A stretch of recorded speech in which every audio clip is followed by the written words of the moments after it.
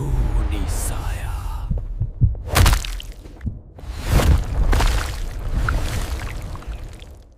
भगवान यहां काम ही नहीं करते।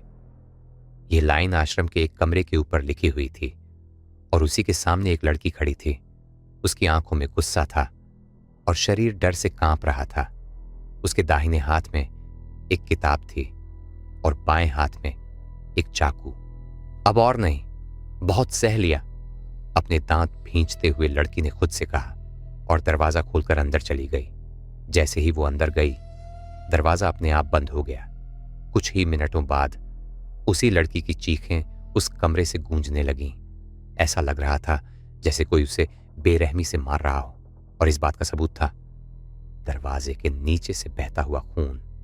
फिर अचानक सब कुछ शांत हो गया। अरे सोनम, उठो! उमेश अपनी पत्नी सोनम को जगाने की कोशिश कर रहा था। वो बार बार उसके गाल थपथपा रहा था। सोनम ने करवट बदलते हुए कहा, आज नहीं, तुमने पी रखी है।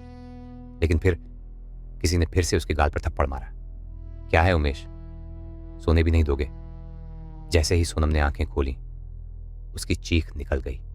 उसके सामने उमेश की सड़ी गली लाश खड़ी थी।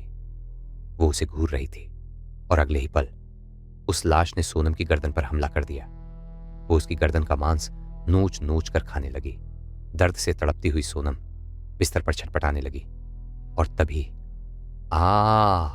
सोनम अचानक चीखते हुए उठ बैठी। वो पसीने से भीगी हुई थी और समझ गई कि यह सिर्फ एक सपना था।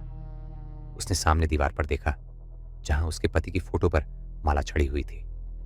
मरने के बाद भी मुझे सताना नहीं छोड़ा, सोनम बड़बड़ाई और फिर लेट गई। सोनम पुलिस विभाग की एक इंडिपेंडेंट एजेंट थी। उसे एक केस सुलझाने के लिए अकेले भेजा गया था और इसी सिलसिले में वो इस रहस्यमयी आश्रम में आई थी। वहीं उसकी मुलाकात हुई सब इंस्पेक्टर हाथीराम से। मैडम, सीबीआई भी इस केस से थक गई। इसे एक्सीडेंट बताकर फाइल बंद कर दी।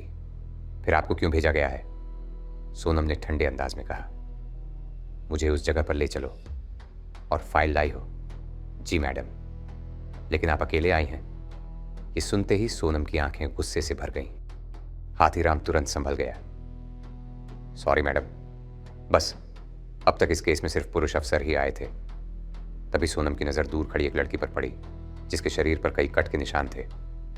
लेकिन जैसे ही वो उसके पास जाने लगी, हाथीराम ने फाइल थमा दी। सोनम ने फाइल खोली और चौंक गई। पहले ही पेज पर उसी लड़की की फोटो थी, लेकिन फोटो में वो एक फरिश्ते जैसी दिख रही थी। सोनम सच्चाई जानने निकल पड़ी और थोड़ी ही देर में उसने देखा एक पेड़ से एक लड़की की लाश लटकी हुई थी। वो डर गई और भागने लगी, लेकिन किसी ने उसका पैर पकड़कर उसे गिरा दिया। जब उसने ऊपर देखा तो हर पेड़ पर लाशें लटकी थीं, जैसे आश्रम की नौकरानियां। सोनम समझ गई ये सब भ्रम है। उसने आंखें बंद कर लीं। मुझे पता है तुम मुझे डराकर भगाना चाहती हो, लेकिन मैं तुम्हारी मदद करने आई हूं। मैं आत्माओं को देख और उनसे बात कर सकती हूं। इतना कहना था कि तेज आंधी चलने लगी और वो हवा उसके शरीर को काटने लगी। कुछ ही पल में सोनम लहूलुहान हो गई, लेकिन उसने हार नहीं मानी। आखिरकार वो बेहोश हो गई। जब उसे होश आया तो वो उसी आश्रम के एक कमरे में थी। उसके सामने वही लड़की बैठी थी। दोनों खून से सनी हुई थी। फर्क बस इतना था, एक जिंदा थी और एक मर चुकी थी। उस रात क्या हुआ था? सोनम ने पूछा। लड़की बोली, मैं बांझ थी, इसलिए ससुराल वालों ने निकाल दिया। मैं इस आश्रम में आ गई। यहाँ गुरु सिद्धेश्वर और उनका बेटा पुरुषोत्तम रहते थे।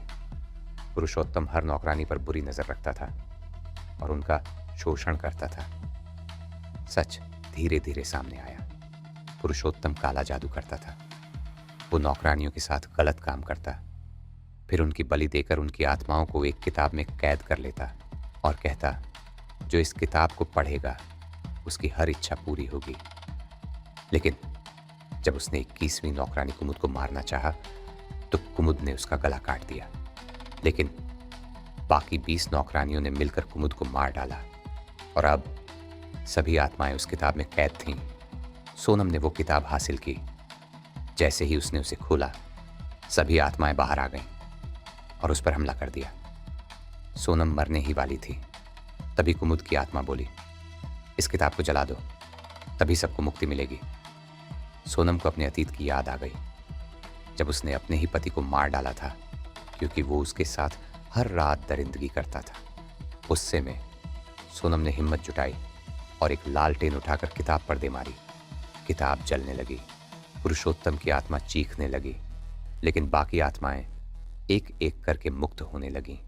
आखिर में सोनम ने अपनी रिपोर्ट बनाई और लिखा, ये सब सिर्फ एक हादसा था, सीबीआई सही थी। अगर आपको ये कहानी पसंद आई हो तो वीडियो को लाइक करें, चैनल को सब्सक्राइब करें और बेल आइकन ज़रूर दबाएं, क्योंकि ऐसी ही डरावनी और रहस्यमयी कहानियाँ आप तक सबसे पहले हम ही लेकर आते हैं।